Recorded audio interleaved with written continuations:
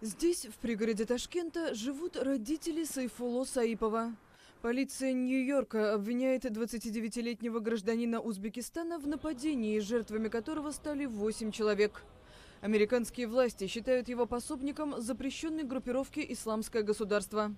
Соседи семьи Саиповых на условиях анонимности рассказали в четверг, что Хабибулло Саипов, отец Сайфулло, человек не слишком религиозный. Мечеть посещает нерегулярно. Он торгует художественными принадлежностями.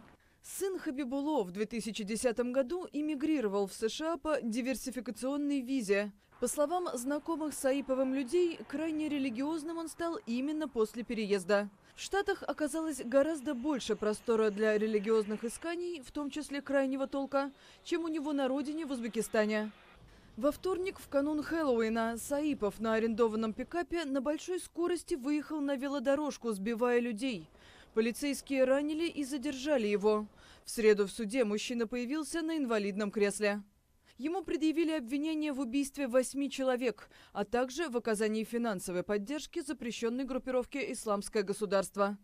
Исполняющий обязанности прокурора Южного округа Нью-Йорка Джун Ким рассказал, на допросе Саипов признался, что готовил нападение в течение 2 месяцев, вдохновленный видеозаписями джихадистов. Он попросил повесить их флаг у себя в больничной палате.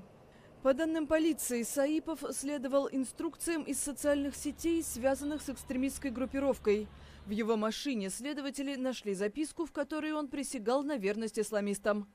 Саипов отказался от права не свидетельствовать против самого себя.